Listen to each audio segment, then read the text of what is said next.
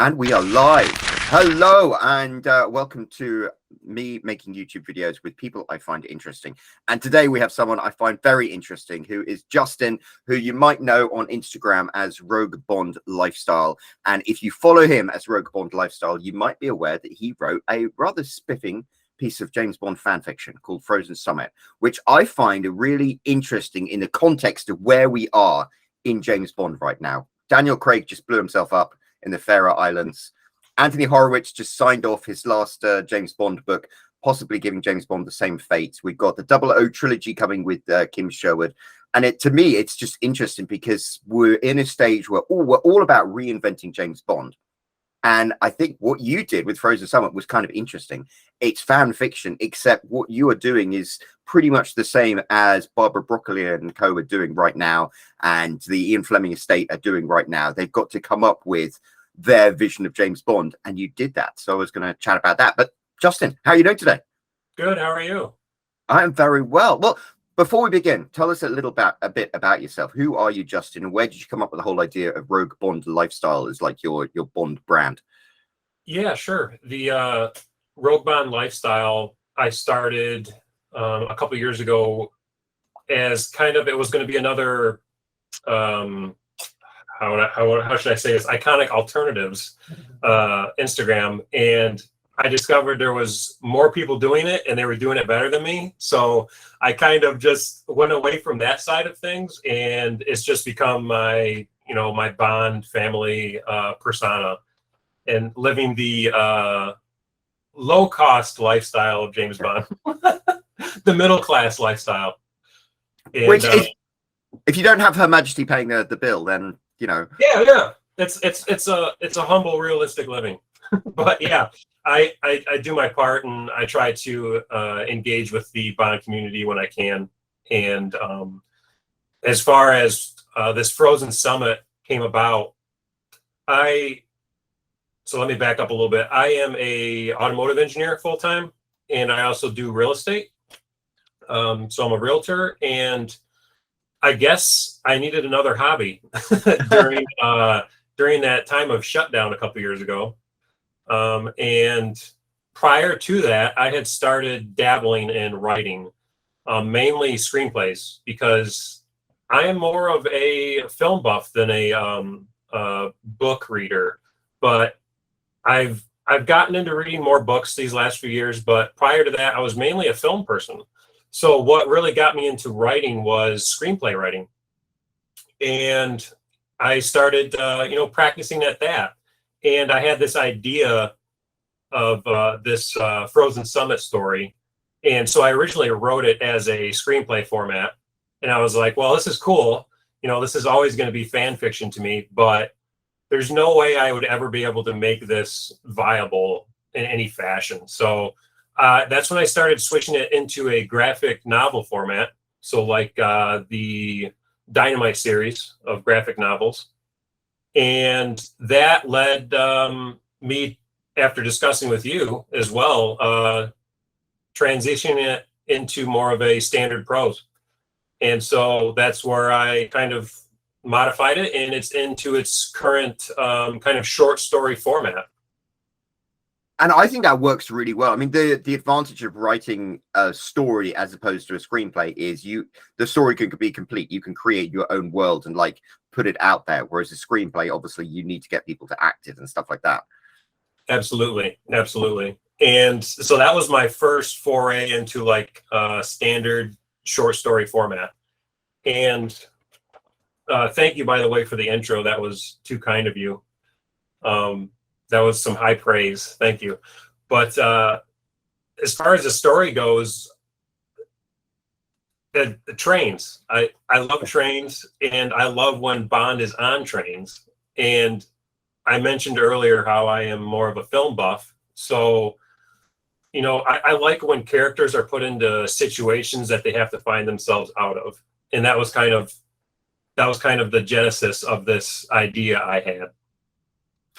Trains work really well there because it's like this forced isolation and forced proximity. It's like you can't Absolutely. jump off the train. It's going somewhere. And I was thinking some of the greatest, like Murder on the Orient Express is a great train story. From Russia with Love has that great train segment. Absolutely. North by Northwest, like the list goes on of how trains can work really, really well in fiction. Yeah, yeah. And it's one of my favorite settings, I guess, as far as stories taking place. And there's this new the Bullet Train with Brad Pitt. Yes. It's coming out soon, so I look forward to that because it's another train story. So we'll see what happens with that. I just got back from France and I was on the TGVs and I just love it. It's so civilized. I hope to do that one day. So yeah, the whole challenge with Bond is a copyrighted thing. So yeah, if you want to make something a Bond film, you have to go through Eon, and if you want to have an official Bond book, it has to go through Ian Fleming Publications. But to my mind, it was really interesting when you had Anthony Horowitz's book coming up, and you had Kim Sherwood. She's about to launch the 00 trilogy. And interestingly enough, when you think about it, all of these things are kind of fan fiction. You've got Ian Fleming's books, and then you've got the continuation novels. And, you know, you've got Colonel's Son, which I kind of almost count like a real James Bond book. But then you've got the Benson books. And then, then you've got the John Gardner books, which are kind of like 80s Roger Moore-ish, a bit over the top. Then you've got the Benson books, the Raymond Benson books, which I love. I read as a teenager. But they don't exist in the same universe because they kind of contradict each other. And then you've got, you know, Sebastian Faulks writes a book, and you've got Jeffrey Deaver, and that's set in the modern day. And then you've got William Boyd, and then you've got Anthony Horowitz, and Anthony Horowitz's last book kind of cancels out William Boyd's book of Solo. So it's almost like all of these different books are in their own way universes. So when I was talking to Kim Sherwood, she's writing a trilogy of books, and it's the Sherwood verse, and you've got the Benson verse, and you've got the Horowitz verse and stuff. And I find that really interesting because it adds a certain, what you're doing is fan fiction. Okay, maybe you won't be able to publish it as a James Bond book, except in Canada, where James Bond is out of copyright. But you know what you're doing is no different, really, from what all of the others are doing. You've got this blank slate of what James Bond means to you. So I have some questions. Like, okay, first of all, this is a book set in the modern day. Why did you pick that? It felt. I said it in the modern day, but I also tried to make it kind of more vague so that it could take place anytime, you know, like the 2000s and on. Yeah. But this idea of kind of the energy side of things, and the idea of this new mode of transportation that, you know, was going to be important, I thought kind of was relevant to today's climate. And I just went from there. Yeah, because it absolutely is. I mean, it's funny. Elon Musk is talking about having these tunnels under Los Angeles, and you know, they're going to update all of the rail networks, and rail is a very efficient way of doing things if you can line it up properly. I believe so. Yeah, absolutely. But also, I guess the fact that you thought of this as a screenplay first, because when I read the screenplay version, that opening scene I think is really, really cool with James Bond. I don't think I need to do a spoiler alert because it's in the first page where it's James Bond at an Alcoholics Anonymous meeting. Yeah. But when I read the screenplay version, I had in my head, I could almost imagine like Daniel Craig doing that and pulling it off. And so it's interesting putting it in a prose format. But there was certain elements that, like Moneypenny plays such a significant part in this. Yeah, normally she's in the back. Favorite parts early on was, you know, the amount of time we get to see Moneypenny doing stuff. Yeah. And what inspired that? I really liked how she was integrated into the Skyfall movie. And I guess in regards to those side characters in this short story, I kind of envision them being the characters that the actors have played in the recent movies, because I believe, in my opinion, they've done very well in casting those characters during the Craig tenure. And so, you know, Moneypenny, Naomi Harris, I thought she was great, and I kind of envisioned her being that Moneypenny in this story. I find that, and there are lots of, it's License to Queer has this wonderful blog and stuff like that where he's posted some fan fiction. There was a short story about how Winton Kidd met from Diamonds Are Forever, and there was another one which was just this moment between Q and Bond in that scene in No Time to Die when they're in Q's house together. And I find it so interesting where you have like the film elements going into the book elements and being explored in different ways. And what is it about Naomi Harris? I think just does an amazing job as Moneypenny. But what do you think it is about her that like ticks the boxes, that makes her such a compelling character? I think she was able to play the character, or she was able to bring something to that character where you could see her behind the desk, but you could also see her in the field when she would need to be. It was duality to her that, you know, the prior Moneypennies were secretaries. They were definitely, that's, you could tell that's what they really only did. And I really like that they brought this field agent side to her. So in my mind, she could still be out in the field after Skyfall, after her little misadventure at the beginning of Skyfall.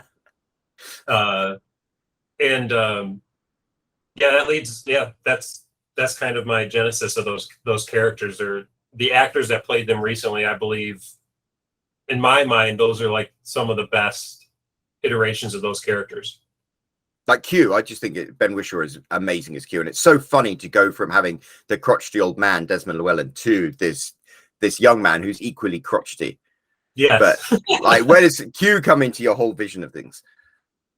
Where does he come into the vision of it? Yeah, I wanted to make sure that there was an interaction between Bond and Q, even in the short story, and how the movies, towards the beginning, you always have that interaction between Bond and Q. He's going to give him some gadget or something. In this case, it's a little bit different, but I wanted to make sure he was in there, and I do envision Ben Whishaw playing that character in this short story. He's definitely inspired by his version of it. And what about M? M, definitely Ralph Fiennes. I liked Judi Dench. My first Bond was GoldenEye. So I'm a Brosnan baby. But GoldenEye was my first Bond. I'm sure I would have seen some older Sean Connerys on, we used to have a channel called USA Network. I don't remember when you came over to the US, but that channel is no longer around. But they used to play Bond reruns all the time. So I guarantee I would have saw a previous Bond when I was younger, but GoldenEye was like that was my first Bond that I recognized. Oh, I like this. This is Bond. And, you know, I had the video game and everything. But back to your question, I enjoyed Judi Dench's M, but there's something about Ralph Fiennes and what he brings to that character. Even though I had some issues what they did with him in the last movie, but you can see my review on the movie if you want to get into that. But the fact that he was played more of a, you know, this guy who was in the military and now he's in charge of this 00 division, I really like that aspect. And, you know, like Ben Whishaw brought to Q, I think Ralph Fiennes brings this higher level intimidation factor, I guess, that you know, that he's in charge of this division. I could see that a lot, actually. I loved Judi Dench in what she did, and it was very interesting how she was inspired by the real life head of MI5 at that time, Stella Remington. But then, yeah, there's something about Mallory and Ralph Fiennes and the energy he brings to that role. And I found it very funny that they had that Kingsman movie that came out at the same time, and they're on paper such similar roles, except he played them so differently. Yes. Yep. And I wanted to ask you, I remember you talking about this before, but what was your first introduction to Bond? I'm starting to feel old now. GoldenEye, by the way, cracking film, isn't it? It's the best Brosnan. I think it's definitely the best Brosnan. I have to admit, I think Tomorrow Never Dies is probably my favorite because that's more the textbook Bond. But GoldenEye has this weird distinction of being, even if it wasn't a James Bond film, it would be a fantastic film. Absolutely. It's just like from beginning to end. And I believe my favorite Marvel movie is Captain America: Winter Soldier.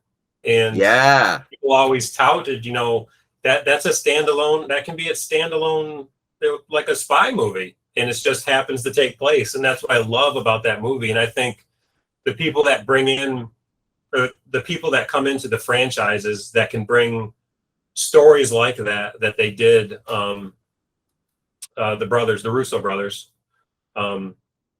which they just released a new film, The Gray Man, with Chris Ryan Evans. Gosling and Chris Evans, and I will probably watch that tonight because it's definitely in my realm of things. But yeah, I love it when they bring people like that, like the Russo brothers, that have this idea. I believe they wrote that, but correct me if I'm wrong. That they come into the franchises, but they bring this other idea that it could be a standalone film, and I think it just makes everything better in most cases. Yeah, Winter Soldier is really good because it's very down to earth. It's like it doesn't have superpowered individuals. I mean, yeah, they have the super suits and stuff like that, but it's not Right. all otherworldly stuff. It's an actual spy thriller, and it's got this moral question at the center of it of like, is it okay to preemptively wipe out dissidents? And it's like, no, of course it's not. I think it's a very interesting thing to put in as a. I'm sorry. I think I interrupted you. You were talking about your first Bond. I'm the one who's meant to be keeping this on track, but I'm a bit ADHD, so I'm all over the place.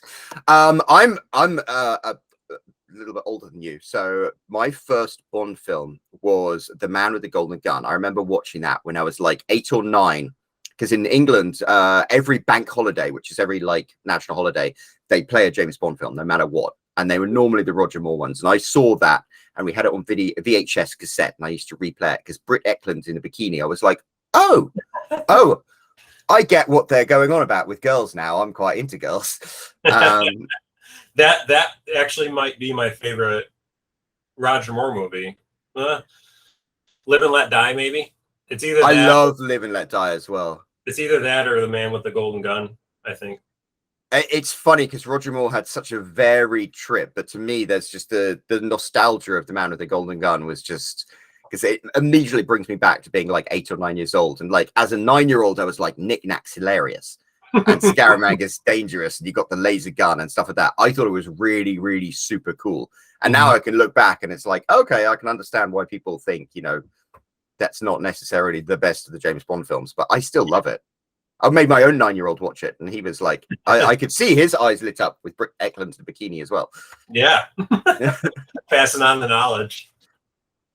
But it's funny because I came from a much like cheesier realm of James Bond, and I didn't get into the books until later. And like GoldenEye is a really solid thriller. It's not ridiculously over the top in any way.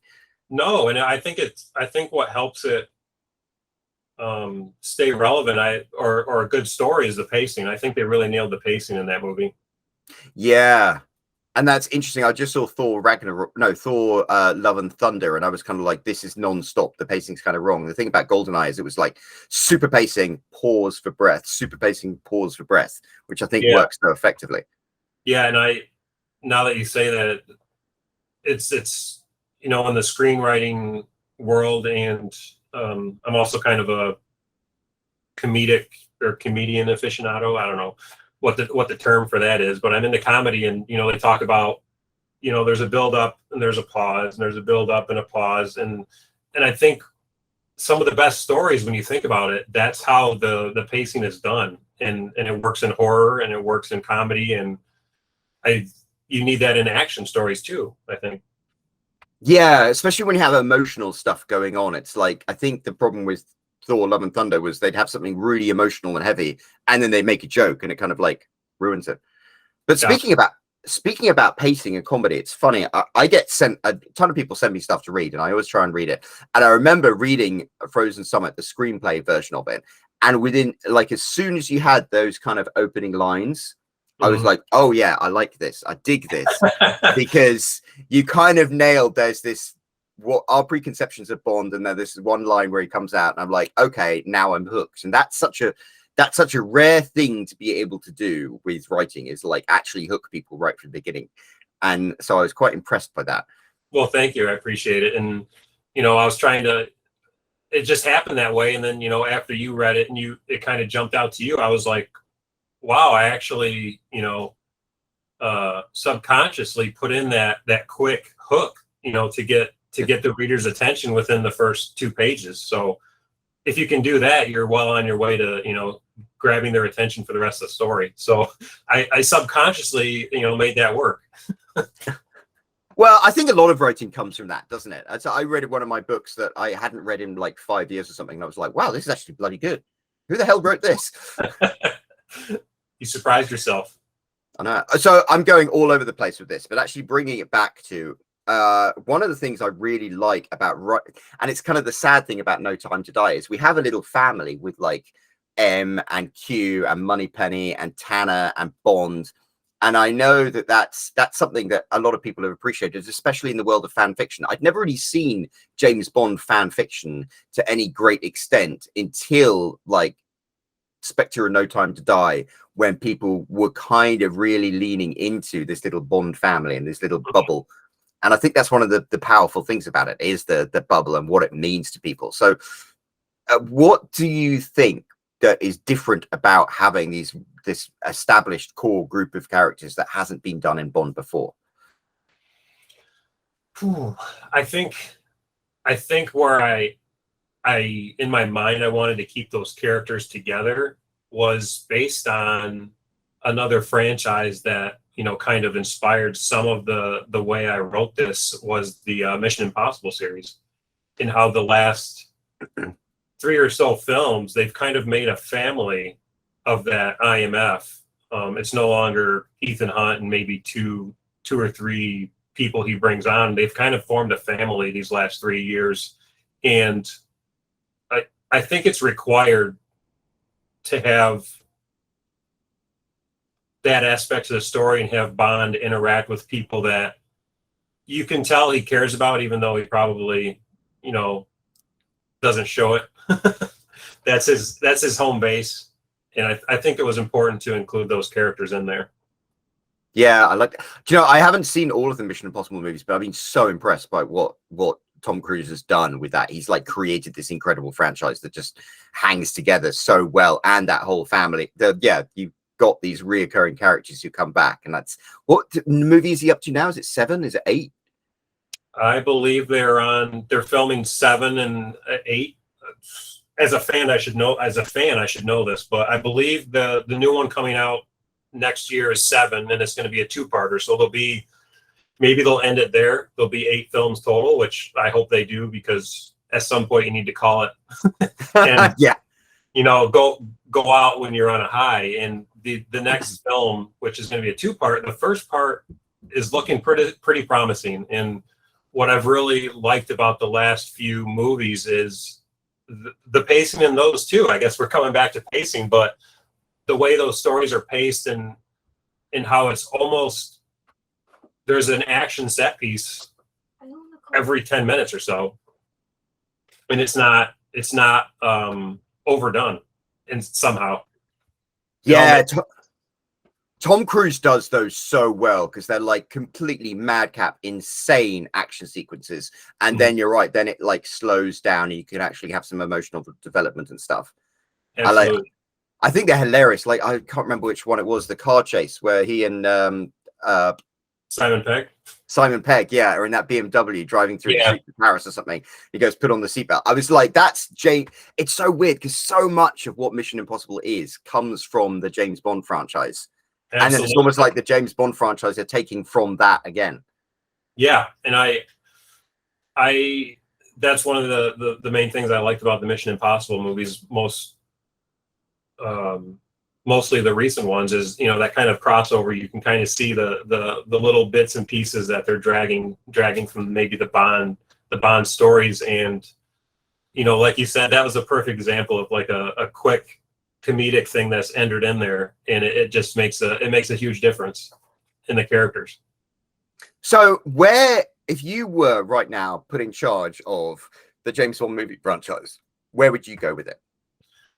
I believe we should have I have two options. Either one, we cast a younger actor such as Tom Holland, and we do another 3 or 4 movies contained in parts kind of like the Craig tenure, or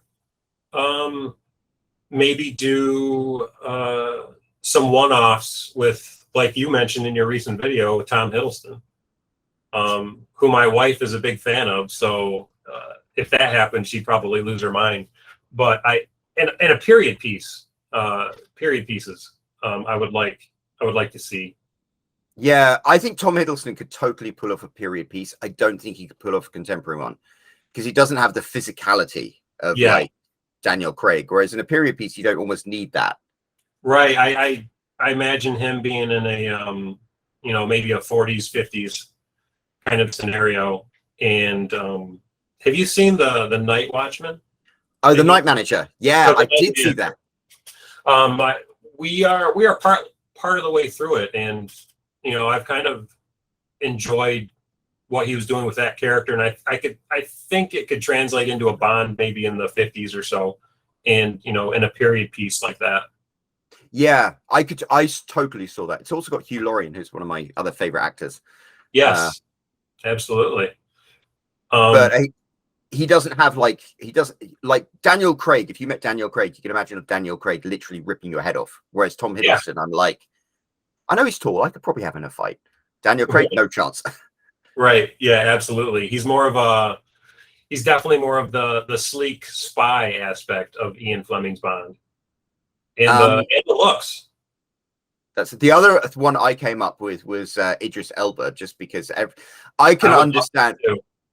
I can understand completely. I don't think there really is much of. I think it would be kind of artificial and forced if you would like to maybe change the race of James Bond for an extended series of films. I think that might be a bit too controversial. But if you just did one, like Tomorrow Never Dies, Roger Moore style, all of the Bond elements as a one and done, and it was Idris Elba, nobody's going to complain because it's Idris Elba. Absolutely, and I agree with that. I want to see him. I want to see him play Bond in like you said, a one-off would be amazing. A one-off story, and that kind of leads me to a question I had for you. There's kind of been this debate of the chronology of Bond, and you know, from Gold, Dr. No, all the way up to like Casino Royale, like when these stories take place, and you know, the chronology. And there's like a joke for the super geeks that he's like a Time Lord, like Doctor Who. And I just wanted to get your take on that. Where do you think the character is in these stories? I think it is a multiverse of madness type thing. I think Disney Disney with the Marvel shows, they kind of, to me, they put a scenario that completely worked. It's like there's the Connery verse, and then there's the Lazenby verse, and the things that happen to Connery happen to Lazenby, which is why he's got, you know, the From Russia with Love watch and the Thunderball thing in his drawer, except it's a different thing. And then the Roger Moore verse comes in, and then the same things that happened to Connery and Lazenby happened to Roger Moore's Bond. Like he was married to Tracy, and Tracy died, and that's why we saw her gravestone. Except again, it's a different Bond from a different universe. And then Brosnan comes in, and I think they all exist in their own unique universes, and they have their own unique experiences. Except there are some things that are like fixed points in time that happen to all of them. And then yeah, you've got the Craig thing, which that's kind of interesting because Craig skips completely. I don't think Tracy was ever something that happened to Craig, whereas, you know, that's written down in canon that Roger Moore's Bond was married to Tracy. Lazenby's Bond was married to Tracy. Craig starts at the beginning and goes through, but in my mind, it's a multiverse thing. Okay, yeah, I could see that. You know, the question. I don't know if you ever listened to the podcast James Bonding with Matt Myra and Matt Gorley, but that one of their topics was, you know, when we were into the Craig era, where the Skyfall was the DB5 in Skyfall the one from Dr. No, or is Craig just it's standalone timeline for Craig's Bond? That's a really interesting, and that's where, like, to me, the multiverse comes in. It's like it must be at some point in Skyfall, James Bond's past, he had the Aston Martin DB5 with all the fancy gadgets, just like he had another lockup with the Aston Martin from The Living Daylights. Yes. So like these things must have happened to him, except We didn't see them except when they were done by different Bonds. So I kind of like that. It keeps this weird thread of continuity that doesn't make any sense whatsoever. I can see that.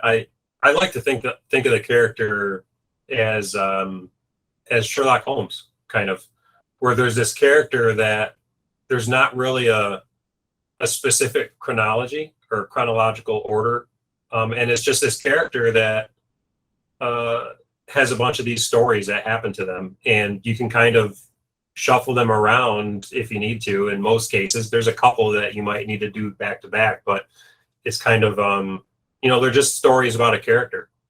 Yeah, Sherlock Holmes is really interesting. I know a lot of Bond fans also love Sherlock Holmes, and it's like Anthony Horowitz wrote the 3 James Bond books, but he also wrote a couple of Sherlock Holmes books, which I find interesting. And that, yeah, there's one called Moriarty, where he kind of delves deep into Moriarty, and that's kind of interesting. So I think there are certain elements about both that we really enjoy, which don't strike at the top of my head. I can't see much mirror between the two characters, but then for some reason they appeal to the same audience to a certain extent. Yeah, that's funny. That's unique. I haven't thought about that either, and I'm not a big Sherlock Holmes aficionado. I don't know a whole lot, but when there's that question of the Bond chronology and what happens, I kind of think of it as it's just a story about this guy, and some of the stuff crosses over between the stories, and it doesn't necessarily have an order. Yeah. I mean, maybe he's just had so many martinis through the whole thing. It's all mixed together. Yeah. I seem to have an Aston Martin at some point. Can't quite remember where I picked it up. But just don't breathalyze me as I get behind the wheel. I like that. So yeah, Tom Hiddleston, that's an interesting thing. What did you think when Barbara Broccoli announced that it's going to be 2 years before filming even begins? I wasn't surprised, but I was kind of like everyone, I was kind of bummed that it was going to take so long to. I think it's going to be that long before we hear any kind of news potentially, and that's a long time, and that's part of the reason why I think if we go to a format that's more of one-off stories, yeah, since we're getting longer and longer in between movies, it's not like the old days when they would pump one out every couple of years. So if it's going to take longer and longer, maybe we do one-off stories with different actors.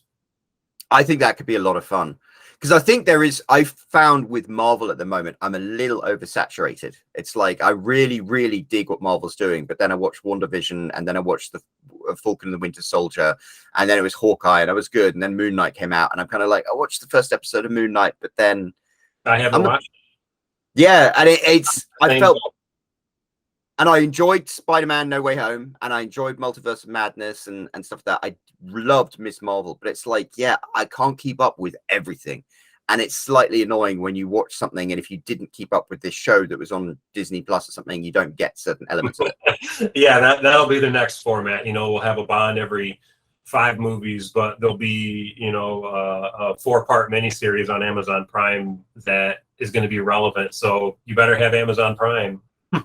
Yeah, and I watched No Time to Die with my father, who's 85, and he's not a Bond film, but a fan like I am. And I have to admit, he was kind of like, I don't quite understand what's going on. I'm happy to be involved, but it's like, there's so much backstory. Yeah, I started seeing that with my own parents, a few years ago, halfway through the Craig tenure. They couldn't, they were having a hard time keeping up with his timeline, I guess you could say. Yeah, whereas with Roger Moore, I grew up watching Roger Moore movies with my dad, and that was easy because each one was its own standalone thing. Yeah, and Craig has been the only one to have a specific timeline order, right? I think so. I mean, I think they vaguely did it, but they didn't quite follow up with to the same extent.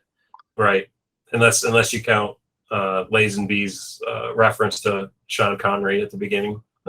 Yeah, and it's interesting how that. I watched A View to a Kill recently, which it's funny. A View to a Kill is charming in the context of all the other James Bond films. If it was its own standalone movie, it would be terrible.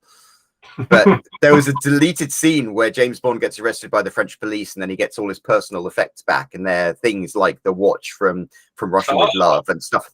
And that's interesting because that's the same trick that Lazenby did. So it's kind of like, oh, this is the same character. Mm-hmm. And I guess that was a decision made by Broccoli and the team, I guess, to kind of connect those characters, I guess. Yeah. And it is interesting how they make very clear decisions about these things that we might not necessarily agree with. Mm-hmm. It's like Apple. Yeah, absolutely. You don't need a headphone jack. Trust us. You don't need one. My wife made me get a new phone and it doesn't have a headphone jack. I'm just like, are you kidding me? I drive a 30-year-old car. I've got that little thing you put into the tape deck and you plug in, and now I can't even do that. You're gonna have to get a Bluetooth conversion kit. Yeah. Oh, but I mean, Henry Ford, when he was designing the Model T, he said, you know, if I asked people what they wanted, they'd want a faster horse. So sometimes you have to give people what they don't know they want. But I'm not sure if that's always happened. And then if you do, is it just fan service? Yeah. I mean, what did you think of No Time to Die as a? I didn't like it. I didn't hate it, but I didn't love it. Somewhere in between, and I do think it's a good wrap up for Daniel Craig's Bond, but there was some things in the film that I don't know, it just didn't feel right to me, if that makes sense. Like, yeah, I could. Like how they made M kind of this villain, I don't think was necessary, and they could have had just someone higher up than M, and he was just following orders, something like that. But there's just little stuff like that kind of just was an annoyance to me. But I thought it was a good way to send Daniel Craig off, though. Yeah, I really enjoyed it and I loved it, although I can completely respect why people have issues with it. I mean, I almost felt like it was written specifically for me. It's like, you're a sad 44-year-old man. You're going to go here and you're going to, like, they have the sting from On Her Majesty's Secret Service, and I'm going to be like a SEAL going like, and then they have the V8 Aston Martin. I'm like, yeah. I did enjoy those callbacks. I did enjoy those though. But my father, for example, he just didn't get it. Like, that didn't mean anything to him. And then the end with James Bond dying, I remember he was like, did James Bond just die? That's a good question. I haven't seen it in a while. At the end of the film, does it read James Bond will return or 007? I think it says James Bond will return. Okay, that's what I thought, because they wanted to ensure people that James Bond was going to return and not just some 007 person that takes over from him, I guess.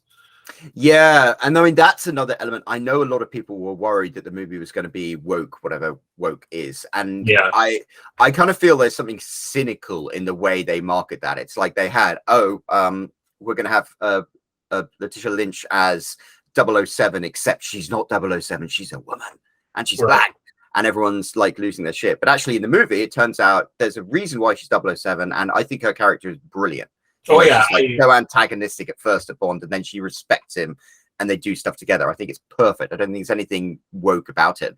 But I always feel like woke has become a marketing ploy, where they're like, we're going to pitch this movie as having something that's going to make James Bond fans lose their shit, and then we're going to catfish them, and it's not going to be in the movie at all. Yeah. I get what you're saying. Absolutely. And I did like her character a lot. Yeah. They had. I liked it. I think it worked very well. But I loved it when she like comes down, grabs the scientist, and is like, I'm taking you home to mother. And it's like just little elements like that. So okay, in terms of the James Bond things, which are your favorite James Bond movies? You said GoldenEye. I believe my favorite James Bond movie would probably be Casino Royale. Yeah. Pacing again. Pacing up until the end, where it kind of slows down a little bit, and then we have those. It's kind of like two endings, but it still works because of the way they have to handle Vesper. But it's pacing again. I can sit there and watch that movie, and there's not a time where I'm like tempted to grab my phone or something, you know? I totally agree. And it's funny because the first half of that movie is like the non-stop action movie. It's like the parkour chase, and then they're chasing the airport and the big explosions. And then it's like, whoop, suddenly slow down to the slow burn. And it's almost like taken directly from the book, which is fantastic. And then it ramps up again in the but they have even the like the stairwell fight. That's so exciting. And then they follow that up with the scene of Bond and Vesper in the shower, like hugging it. The pacing is probably the best of any James Bond movie, I think. Yeah, and didn't the same director direct Goldeneye? I should. Campbell? Yes, I should know this off my head. I think you're right. Which is That's Goldeneye. That's funny. Actually, I'll look that up. And I should know this. I know, like, everyone who's watching this is going to be like, I want to say Brian Campbell. I think it is. Yeah, Casino Royale and Goldeneye director Martin Campbell. Martin Campbell. Okay. But it's funny, Goldeneye has that same brilliant pacing with the relentless action scenes and then slow burn scenes. Like there's that moment of pause on the beach in Cuba where it's, you know, that's nice and touching, and that's some great James Bond dialogue about how, you know, being alone keeps you safe. But I think we've gotten somewhere with some therapy today. I think what it comes down to for me is pacing. Pacing is my key to happiness. Pacing. That's really. I guess in my mind that's like the foundation to a good story. I guess is the way it's paced, and that can maintain an audience's attention scene to scene, and there's not even the slow moments. It's not a drag. And I guess, like, you know, I mentioned a few minutes ago, the good stories are the ones where there's not a moment where I'm kind of like, should I just grab my phone and, you know, scroll a feed or something? And even in the slow moments, if it still has your attention through those, I think that's the way you make a good story. Yeah. And which Bond films are not your favorites? Unfortunately, probably the Roger Moore's, other than like Live and Let Die and Man with the Golden Gun, but I'm not a fan of the funny part of James Bond. But my wife is. She loves the Roger Moore ones. She likes and that's what she likes Spectre, and she likes No Time to Die because there's a lot more of the Moore elements to those stories, I think, and, you know, there's some levity to the character, and I guess I'm just a cold bastard or something, but I like the realism, and that's why I think Craig's probably my favorite Bond. But I hold a special place in my heart for all of them, but I like realism, and I'm an action movie guy for the most part. So I like real stories, and I like when situations are treated realistically, I guess. Yeah, and Spectre, I can absolutely see that not working, because Spectre had some elements in it that I'm just like, this doesn't make any sense. And the Roger Moore ones did the same thing, but they kind of had the Roger Moore charm or smarm. Yeah. I mean, yeah, you watch them and it's like James Bond flies to another country, stays in a hotel, chats to one person who's like, actually, you need to go here. So then he flies to that place, and it's like, you could probably solve all these problems with a couple of phone calls. Yeah, I think it works for Roger Moore because of the time those were made, and the way he played the character. He was able to play those kind of dry comedic beats very well. Whereas I think that was probably part of my problem with Spectre. I think was Craig. I think he went on record saying that he was a big fan of the Roger Moores, and he wanted to bring that stuff into the new films. And I think his Bond just doesn't work very well with that style that Roger Moore had. But that's just my opinion. Well, I think it's because we built him up so much to be the tough, relentless action hero. Because, I mean, Quantum of Solace is not my favorite by a long shot, but he's a badass in that, the way, you know, he's like beating people up and killing people. And it's like, he seems like a solid, sensible, realistic spy. And then you have some of the more ridiculous elements in Spectre where it's kind of like, yeah, you're right. It just doesn't work. It's Right. it's Is this the same guy incongruent. we've seen? Is this the same guy, Yeah. or what happened? Did his whole temperament changed? Yeah, and I mean, I've had enough real jobs to know that some of the stuff he pulls off Inspector would get you a stern letter from HR, like just stealing that Aston Martin, driving it into the lake. I mean, into the not the lake, into the river, but you know those little elements. And yeah, it seems incongruent for that character, and I think maybe that's where some of the Bonds that we love have kind of remained. Roger Moore has always kind of played the same Roger Moore James Bond in all of the movies, even though the tone might have been different in like For Your Eyes Only compared to The Man of the Golden Gun, but he was the same Bond. That's interesting you say that. Yeah. All the previous actors kept their version of the character rather consistent.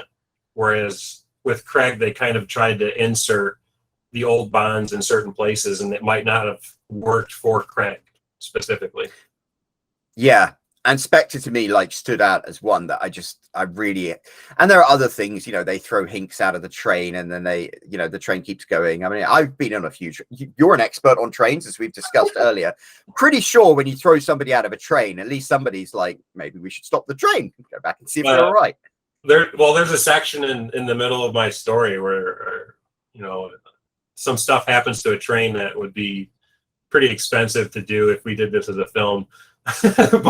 And I tried to keep it in there. I tried to make it work. You know, I tried to, like I said, I like the realistic stories, and I like realistic action and, you know, when necessary, violence. And I still wanted to throw some kind of spectacle in there. Like that was my, you know, explosion of Blofeld's lair Inspector. That was my big bang. I wanted a big set piece in the middle of that story.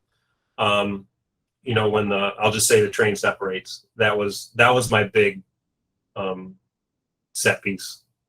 And you have to have the set pieces. I mean, I think you do. And I think I tamed it down even than what it originally was.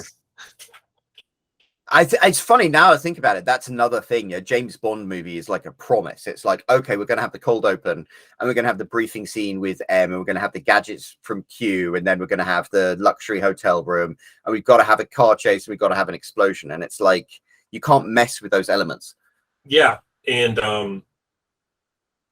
I think the only thing I don't have is a hotel room. Well, I wouldn't know. I would say I think the train itself, like the luxury of the train. Okay, but do I have a car chase? No, I think you're forgiven considering it's set on a train. That would be very difficult to put in there. and I'm a car guy. And I didn't realize that until you just said that. I got all of the Bond beats taken care of except the car chase. And I'm a car guy. I started writing a second. You know, a continuation of that story, and there is a car chase in the beginning. So I guess if I finish that can be my car chase. What car? Can you do that without spoiler alerts? It's a Land Rover Defender, actually. Ooh, I love Land Rover Defenders. I learned to drive in one of those. And it's in a city, though. So I'll let your mind wander about that. I think that sounds like my Land Rover Defender. It belonged to my parents because I grew up on a farm, and I remember taking it to a multi-story car park, like a parking garage. Mm-hmm. And I got in, and then I realized it was too tall to go out, so I had to go and buy tools, and I had to unbolt the roof and take the roof off just so I could get out again, which you can only do on a Land Rover. That's why they're so wonderful. Modular. Yeah, I know the new Land Rover. I know the new Land Rover Defender looks beautiful and stuff like that. But if you can't take the roof off with a wrench, then I'm not interested. Mm-hmm. Well, I would be interested to read that. I mean, it's one of those things. It's like you're stuck in this thing. You write it, but you're always going to be limited in what you can do with it. Yeah, and I will say, maybe an important character to Bond may die early on in the story. So that's a little teaser. But unfortunately, I've been busy with other hobbies, and I make leather. I work on 3D stuff. Like I threw together that little lightsaber video for your. Oh, that was amazing! By the way, oh my God, my son was so excited about that. That's good to hear. it was a learning process for me because I did want to learn how to do that. So when you posted that, I was like, I should do this, and I should sit down and I should figure out how to, you know, add the lightsaber effect. So I used it as a learning process for me, and I wish it could have been a little bit better, but it was a good first attempt, I guess. I thought it was fantastic, and we really enjoyed that because we go out and play lightsaber fights pretty much every single day with our homemade lightsabers. But that's a good way to get your cardio in for the day. I know, he's brutal with it as well. He's like, he has no holds barred. Not to deviate from Bond, but did you watch the Obi-Wan series? I did, and I enjoyed that. What did you think of it? I didn't enjoy it. Big man, I'm coming off as a cold bastard. No, I enjoyed it with like a lowercase e. I didn't like love it. I have read that someone cut it into a 2-hour movie, and I'm pretty interested in watching that because I definitely feel like this could have just been a 2-hour movie, and they wanted to drag it off into 8 episodes. Yeah. And for me, I know they're using this amazing technology called the space or whatever, where they've got the LED screens and stuff. To me, it made it all seem tightly focused and kind of like low budget. So I'm surprised they use the same technology with the Book of Boba Fett and the Mandalorian, and those didn't ever come across as like low budget, whereas Obi-Wan kind of came across as like low budget. Yeah, that's weird that you say that. Maybe they spent all their money getting Ewan McGregor to come back. Yeah, but yeah, I didn't think about that until you said that. But now that you say that, yeah, it was strangely, like you said, tightly focused, and it didn't seem as expansive as Mandalorian or Boba Fett. And there, I was trying to think of the name of that the screen that they use. Like I think it's called the space, but I can't. Yeah. But it was almost like to do that, you have to kind of keep things tightly focused. But then with technology these days, you can like have that tightly focused and then put it here and CGI all of the stuff around there. And they just didn't seem to bother doing that. So it all seemed very much like a TV show as opposed to a movie experience, which with Obi-Wan Kenobi, you'd want it to be a big spectacle. Like I'm a big fan of the prequel movies. I know everyone always jokes about them, but I actually love those. There was a period where I was on the bandwagon of hating them, and I've kind of come along to enjoy them because I was born in '89, so I can't remember when Phantom Menace came out. I think it was '99 or 2000 or something. So I was, you know, a young kid, a young teenager when those came out, and I enjoyed them then. And then, you know, when I was in my early 20s, I kind of looked back on them and I was like, you know, they were kind of silly. And then, you know, as I gotten older, I'm like, they're not too bad. So I enjoy them, especially after watching the new ones, which I don't even want to consider canon. But that's a different argument we can get into. Absolutely. It's funny. There's a lot of James Bond fans and Star Wars fans. There's a big crossover. Yeah. I know David Zaritsky like started off as the Star Wars guy before he became the James Bond guy. Yeah, let me grab something. Because I need more hobbies. I mean, I also make replica props. So like this is, hopefully we don't get flagged on YouTube. But that's brilliant. This is Han Solo's blaster that he, you know, if you want to get a real geek, this is the blaster he shoots Greedo with. Yeah. It's a broom-handled Mauser, the 1890. Yep. And that's amazing, though. Yours looks exactly like the one from the movie.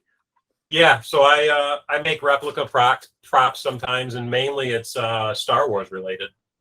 That is so cool. Yeah, I made this, and you know, there's a website called the Replica Props Forum, and that's basically the go-to for prop guys like me to recreate the props. And you talk about a deep dive into information that you'll get lost in there.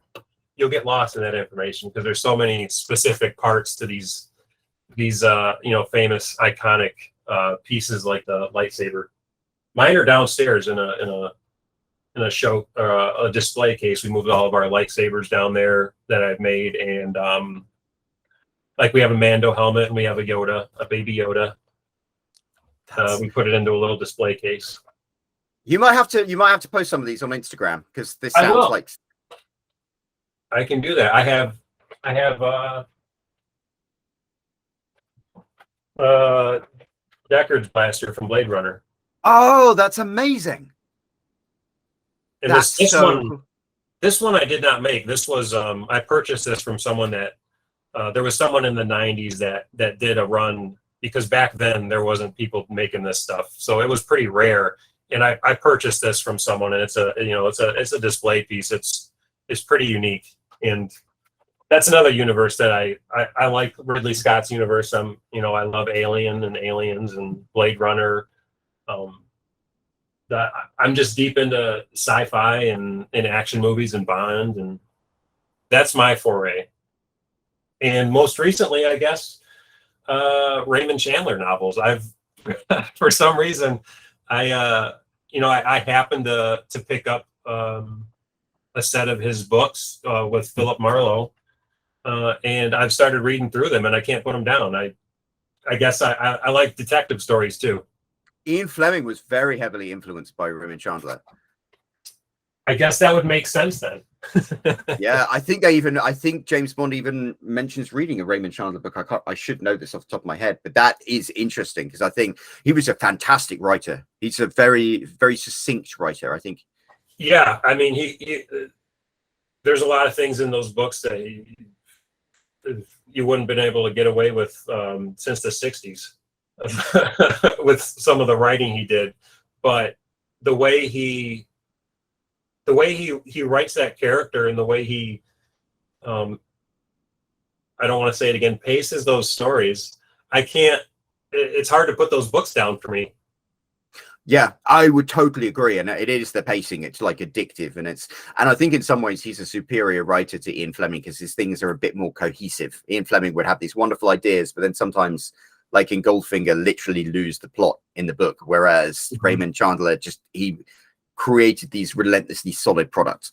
Yeah, and I'm maybe halfway through his books with the character Philip Marlowe, and even sometimes while reading it, I'm in my head like, maybe it's the writing side of me. It's like, how is he keeping this stuff together? He must have like a whiteboard full of like connecting stuff. Like, how are you pacing the story and making it all going to come into the end result? And he was really good at the end results as well, because they say a good end to a book should be one that comes as a surprise, but then when you look back at all the breadcrumbs, it makes perfect sense. It has to be surprising yet satisfying. And he was a master at that in a way that I think few writers are. Yeah, and he had to have been a writer that started with the end. There's no way he could. There's no way some of these stories you could just start off like that without knowing exactly how it's going to end. Yeah, because when I write stuff, I get writer's block. Writer's block to me is always like, you've gone down a certain path, but you know that you're not going to be able to finish this book in a satisfying way. So you have to kind of like pare it back, and it's so starting from the ending seems like the only way you can really write a satisfying mystery. I guess that's a good question. As a writer, how do you start your stories? Do you have do you start with an idea and then hit the ground running, or do you kind of have a set of beats that kind of come together and then you write from that? So I am a big believer in the story circle, and they've got Joseph Campbell had like the hero's journey, and there's this guy Dan Harmon who wrote Community and Rick and Morty. He kind of distilled it into 8 things that need to happen to make a satisfying story, and I love that. So what I normally do is my stories, because I write about a motorcycle gang and I've got existing characters, or it's almost like I take this character and I take this character and I put them in a situation together, and the story often will kind of write itself, because it's like, if you put these 2 characters here, this situation happens, he wants to deal with it this way, she wants to deal with it this way, that's going to create the conflict. So you can work out the narrative of what happens, and then it's a case of getting that story circle and like bending the narrative to fit it in a satisfying way, because there are certain elements that have to happen, like especially like a big sacrifice at the end. And so I have become a plotter much more than I used to be. I used to just start writing and then see where the story would go, but now I'm like, I need to make sure that I've got that twist at the end that's going to be satisfying before I can put the rest of it together. Okay. I think structure is I think structure is very, very important in storytelling. I don't think people, because everyone could write if you've gone to school, and everyone knows what a story is because we consume so many stories. I think a lot of people assume that they can write a satisfying story. And I know that I wrote a bunch of books that were kind of satisfying stories, but I kind of like just did it intuitively. Whereas now I know what goes into the structure of a story. I give it a lot more attention, and I think it ended up being much more satisfying as a result of that. And that probably, makes you more of a professional writer when you can acknowledge that and you have these boundaries, you have to set to and work with. Yeah, I wrote my most recent book. It's been a while since I published one. It's like I wrote it and then I literally had to rewrite the entire thing to fit it into this this story structure, and it was really hard work. It was kind of like, oh god, it took me 6 months, I think, because every single day you'd go there and you'd have to rewrite a certain amount of it, and it was kind of like you're killing your babies because you're getting rid of all these things that you love about it, but then the end result is something that you can actually put to market, whereas before it wasn't. I can see that. Now, we've been talking for an hour, so I'm going to have to wrap this up. But, oh, it has been so fascinating to speak to you. And just, you know what? You've got the movie making experience, the prop making experience, the special effects and stuff like that. I'm thinking maybe in the future there's going to be a bunch of the Bond community who get together and, like, make a fan film or make a something. Because I think there's a lot of talent within the Bond community. Absolutely. And David Zaritsky's his biceps are only getting bigger by the day, so he could play, yes, he could play an aged Bond very well. So my one of the books I'm working on at the moment, I'm going to write a series of spy novels that's a homage to sort of the James Bond without being in the James Bond universe. And yeah, you could almost imagine him as like James Bond in his 50s. What would he look like? And so like you're doing your own Kingsman. Yeah, I kind of like, because it's like, you love these things about Bond, but you get to play in your own sandbox if you create your own characters, which is kind of, you can take inspiration from those characters in the Bond universe. And I think the nice thing is, there's like in Kingsman, I love those movies, but it's, Harry Hart was very much James Bond, even though he wasn't. So. And I did like those movies. I like I definitely like the first. I think the first one. I thought the first one was like perfect. The second one I really enjoyed for personal reasons. I couldn't get that people might not. The third one, I was like, how much acid did I need to take to it? I loved it, but I was watching it and I was like, this is bonkers. And I'm a history buff. Right? Yeah. I'm a history buff, and I was like, this is bonkers because it's completely insane. Yet also, it's actually got a surprising thread of historical accuracy. The decision they made halfway through that movie, I won't spoil it, but that took me back. That was like, did they just do that? I was with you 100% because I was like, yeah, I knew it subverted expectations. Because I was like, I know where this movie is going. Oh, wait, this movie is not going there at all. Yeah, that was a bold move. That was props to them because I guess they made it work. That came out of nowhere, and it was well played. Yeah. So, Justin, I should wrap this up and go and pay attention to my kids. But this has been such fun. We ought to do this again sometime. Absolutely, anytime. So I'm going to shove links to everything down in the description of this video. He says pointing. I assume that there's going to be something down here. And then make sure you post all your props on Instagram, because I'm going to be going and giving those all a double tap. I will do that. Oh, well, it has been a pleasure, Justin. And I'll also put a link down where people can download and read Frozen Summit, because that's really fun. And it's it's nice and short as well. So I think, these days we've got so much media to consume. It's nice to have stuff that's kind of like bite-sized that you're not making a massive commitment to. Since it was originally a screenplay, it's around an hour or hour and a half. So yeah, that is brilliant. Well, okay, I'm going to stop recording. But until next time, Justin, thank you so much for joining me. Thank you. It's been a pleasure. It's been an honor. I'm Roland Hume. I've sold 67,000 copies of my books. If you want to find out how I did it, I've got a link right here you can click. And otherwise, don't forget to subscribe. I've got more videos coming soon. Thank you.